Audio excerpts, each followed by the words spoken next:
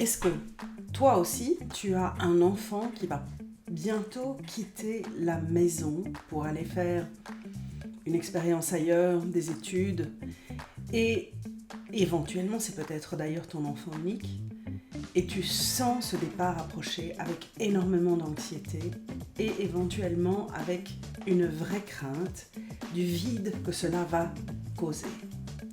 Si c'est le cas, je t'invite à regarder cette vidéo et les prochaines parce que nous allons un petit peu t'aider à pouvoir vivre cette transition avec plus de facilité. Bonjour, mon nom est Sophie Stevens-Lemaigre de oserpartager.net. Alors, pour en savoir plus sur Oser Partager, je t'invite à aller sur le site où tu trouveras des possibilités de prendre des formations en ligne qui vont t'aider à comprendre comment fonctionne la communication et qui vont te permettre éventuellement, en apprenant à te remettre en question et en approfondissant ces connaissances, à pouvoir enfin savoir quand t'exprimer pour être entendu et pour pouvoir créer des relations qui seront plus sereines finalement. C'est ça le but du jeu. Aujourd'hui, nous allons donc commencer une série de quelques vidéos. Je ne sais pas encore combien j'en ferai, 2, 3, on verra effectivement, parce que je voudrais travailler un sujet qui est un sujet extrêmement important, qui a des répercussions parfois très très importantes sur la vie des gens, et surtout dans l'optique de t'aider à pouvoir traverser cette transition entre le moment où tu as une maison remplie, c'est-à-dire où tu vis sous ton toit avec un ou plusieurs enfants qui vont progressivement quitter la maison, et tu es aujourd'hui quelque part dans le processus de fin, c'est-à-dire que le dernier enfant va quitter la maison dans quelques semaines. Voire, tu as un enfant unique, tu as dévoué les 18 ou 20 dernières années de ta vie à t'occuper de cette personne qui va prendre son envol et qui va commencer à vivre sa vie d'adulte quelque part. Et pas plus tard qu'hier, je me suis retrouvée face à une maman qui est une maman d'une jeune fille, c'est sa fille unique, qui vient de traverser une période compliquée parce qu'elle vient de traverser une période avec des examens de fin de secondaire et des examens d'entrée d'une université, et qui voit sa fille dans quelques semaines partir dans un autre pays, c'est-à-dire une étudiante qui va non seulement quitter la maison pendant la semaine, mais qui n'y reviendra que occasionnellement au moment de certaines périodes de vacances, on va dire. Alors, avant de commencer à discuter et de t'introduire les outils que je vais t'aider à mettre en place pour vraiment commencer à te préparer à ce moment que tu vois comme une limite compliquée, je veux mettre des balises claires sur comment j'ai appréhendé cela il y a une quinzaine d'années et quel était mon état d'esprit au moment où je l'ai fait. Parce que je sais qu'il faut que tu comprennes bien mon profil de parent pour voir si tu vas comprendre la logique que je te propose et qui a fait ses preuves, ou si au contraire, tu vas la rejeter complètement parce que c'est ton antithèse. Si tu ne le sais pas encore, si c'est la première vidéo que tu découvres sur ma chaîne, je suis une maman qui a des adultes. J'ai 2 filles qui ont plus de 30 ans toutes les deux. À la naissance de ma première fille, j'ai développé un esprit maternel, comme quasiment toutes les mamans, je ne suis pas une exception. Mais j'ai toujours considéré que mes enfants ne m'appartenaient pas. Pour moi, on met au monde des enfants pour leur donner des ailes et leur liberté. Et donc, depuis toujours, je sais qu'ils ne seront dans ma vie que pendant un certain temps de manière omniprésente, c'est-à-dire quand ils vivent sous mon toit, et qu'au-delà de cette période qui va durer une vingtaine d'années, je sais qu'il y aura d'autres choses à construire. Donc ça, c'est un postulat que tu dois bien comprendre. Si j'ai appliqué à tort, parce que maintenant je peux me rendre compte des erreurs commises, le principe qui veut que le parent sait tout et que l'enfant doit juste obéir, parce que c'est en fait une erreur énorme pour de multiples raisons, je ne suis pas non plus possessive. Je ne considère pas que mes enfants me doivent quoi que ce soit. Je considère que j'ai cette chance immense, quelque part, d'avoir fait des enfants pas par obligation, mais par choix, et que c'est moi qui ai choisi d'avoir des enfants pour leur permettre de pouvoir avoir une vie enrichissante, une vie intéressante, pas pour qu'ils soient là et pour qu'ils aient le sentiment que parce que je les ai mis au monde, ils me doivent quelque chose. Et je sais que chez certaines personnes, trop de personnes encore aujourd'hui, même si elles ne se posent pas ou elles ne l'admettent pas de façon claire, il y a un postulat de possession par rapport à leurs enfants. Beaucoup de parents, beaucoup de personnes avec lesquelles j'ai des interactions arrivent vers moi et la manière dont elles parlent de leurs enfants témoigne du fait qu'elles considèrent que leurs enfants leur doivent quelque chose. Or, ils n'ont pas demandé à naître, c'est le parent qui décide d'avoir des enfants. Et donc, mon postulat est de dire, je fais ce que je peux, c'est pour ça que j'ai passé toute ma vie avec mes enfants à me poser des questions sur comment améliorer ma position de parent, et je le fais encore aujourd'hui. Je me questionne constamment par rapport à leur réalité de vie, parce que ce que je crois être juste n'est peut-être pas ce dont elles ont besoin. Donc, je respecte de façon impérative cet élément. C'est pour moi très très important. À partir du moment où je n'ai pas cet esprit de possessivité, j'accepte que la vie que l'on a avec ses enfants, c'est une transition, ce sont des phases que l'on passe. Il y a d'abord la phase où on est enfant et on vit dans une famille, avec des frères et sœurs éventuellement, des parents existants ou absents. Mon père, moi, était absent puisque je l'ai perdu quand j'avais 6 ans et demi. Ça a eu un impact gigantesque sur ma vie. Et puis il y a la phase où on prend son envol progressif. C'est une phase que je considère aujourd'hui, et je parle d'analyses sur une période de plus de 20 ans, qui sont confirmées par énormément de scientifiques aujourd'hui. Un enfant ne devient un adulte que plus ou moins vers l'âge de 25 ans. Lorsque l'enfant est adulte au nom de la loi, la plupart du temps c'est 18 ans dans nos pays, ce n'est pas pour ça qu'il est un adulte accompli. C'est un enfant qui se découvre, qui a des responsabilités, qui comprend que à partir d'un certain âge, il a aussi des responsabilités qu'il doit assumer seul et que les parents ne sont plus là pour le protéger. Mais la période entre 18 et 25 ans, c'est la période en fait de transition. Que ce soit parce qu'ils font des études, que ce soit parce qu'ils commencent leur vie active, s'il y en a certains qui vont plus vite que d'autres, c'est une moyenne de transition. À l'âge de 25 ans, ils ont acquis leur taille définitive physiologique, ils ont fini leur transition hormonale, parce que ce sont aussi des éléments qui ont beaucoup d'impact sur les mood swings, sur leur état mental et leur fluctuation générale. Tout ça, ce sont des études scientifiques qui le démontrent, hein. Je n'invente rien du tout. Et à partir de 25 ans, ils commencent quelque part à prendre la plénitude de leur liberté d'adulte. Et d'ailleurs, je suis certaine que si tu as des adultes qui sont déjà passés par cette phase, tu dois te rappeler de certaines discussions que vous avez dû avoir à ce moment-là, où tu as peut-être le réflexe de continuer à avoir le même comportement que tu avais toujours eu, et où tu t'es rendu compte que subitement l'adulte en fait ne réagissait plus de la même manière, qu'il était peut-être en train de te démontrer qu'il avait raison et que tu avais tort, en utilisant des arguments beaucoup plus approfondis, beaucoup plus maîtrisés. Ce qui démontre effectivement qu'il prend son assise d'adulte, qu'il prend toute la responsabilité que cela engage, y compris de pouvoir argumenter dans une conversation en ayant des faits, pas juste ce qu'il croit être vrai.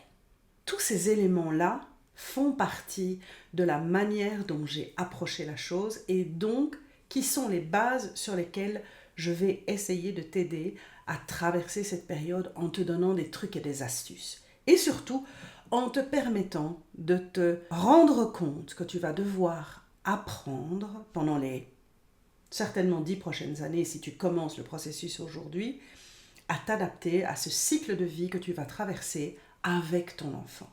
Alors, un dernier postulat que je vais rappeler, mais qui est sous-entendu dans tout ce que tu viens d'entendre. Je considère qu'un parent s'éduque en même temps que l'enfant.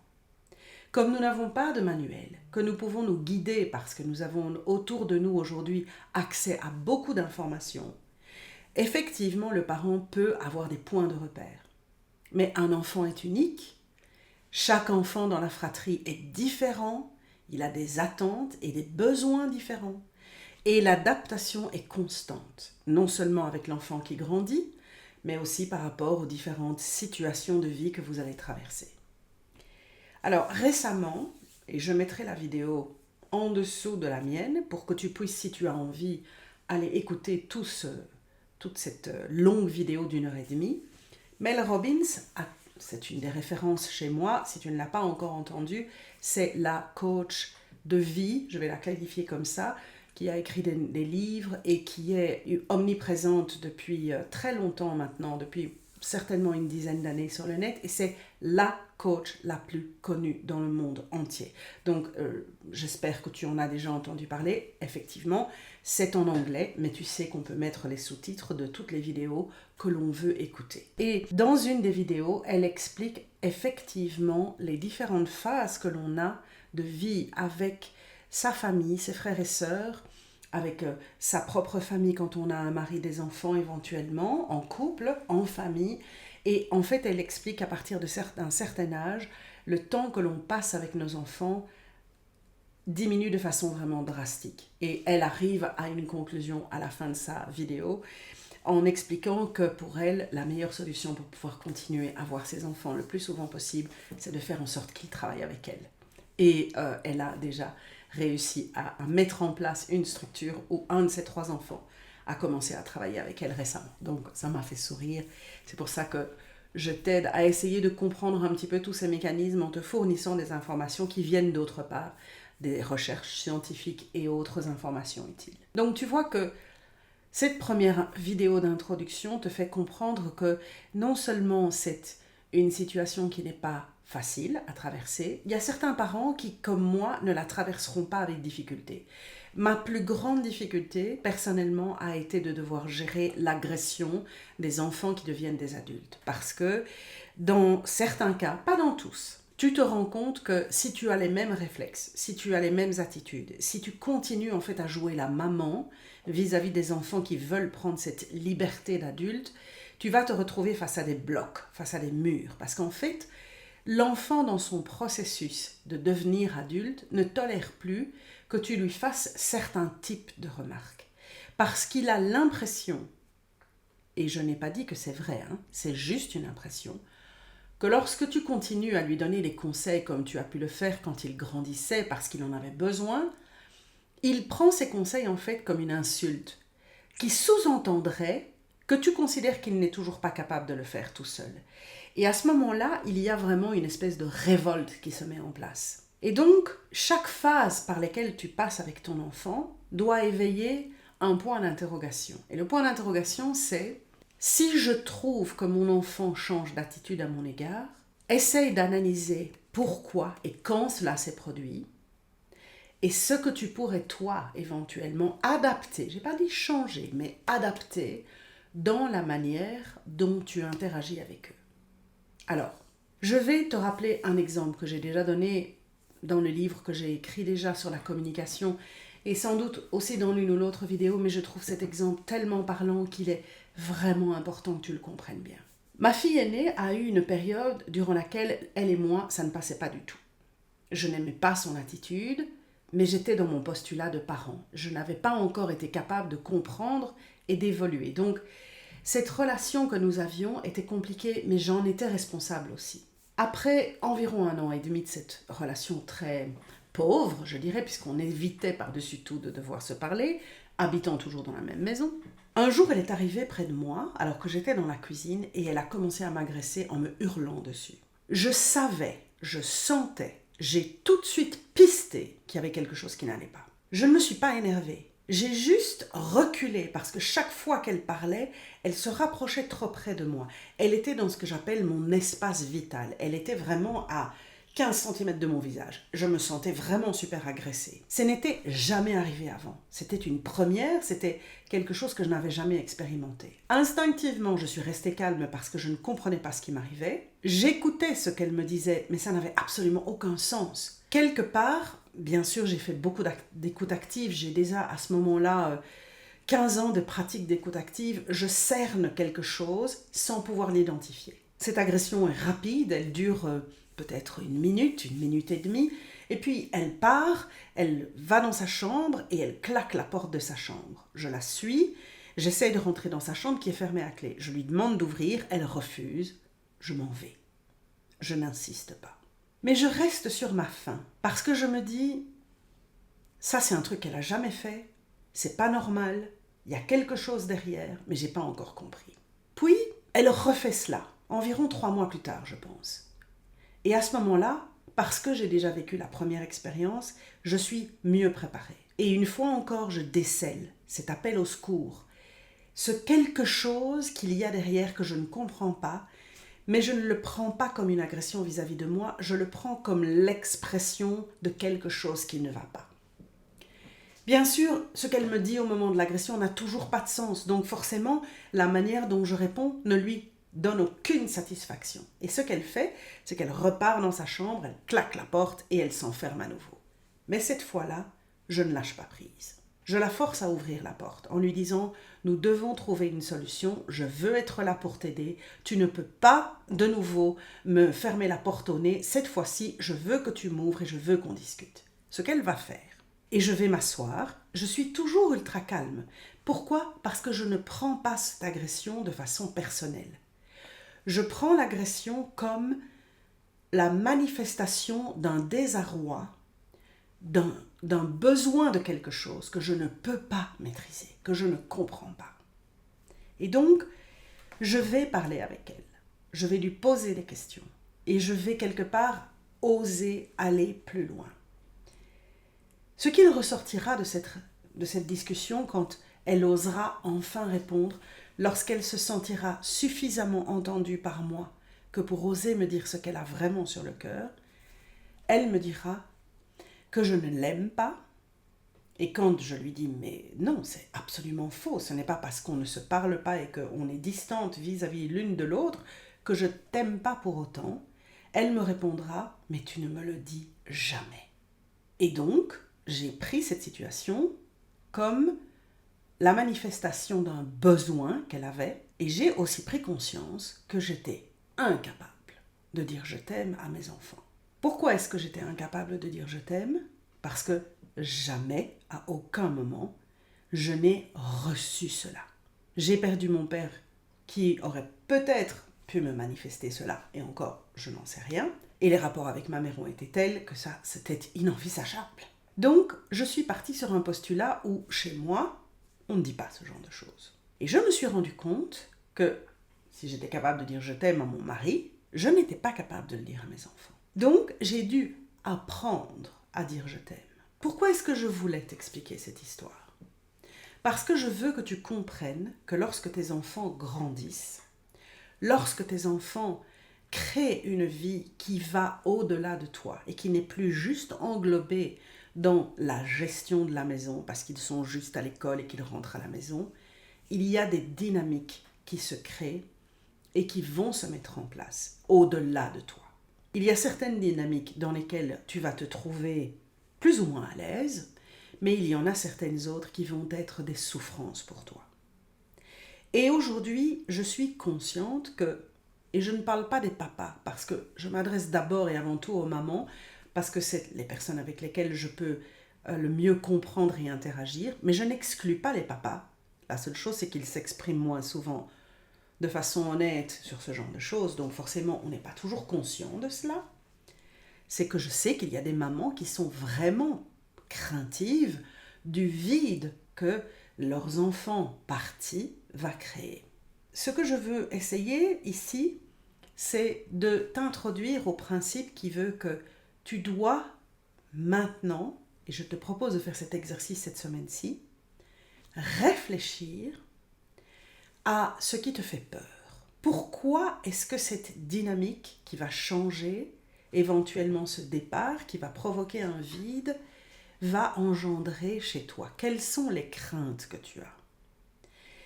Et en faisant cet exercice, tu vas pouvoir identifier tout ce que tu faisais pour ton enfant qui s'en va, ou toutes les activités que tu avais parce que ton enfant vivait toujours avec toi. Ça peut paraître surprenant, mais je te garantis que c'est très utile à faire. Pourquoi ?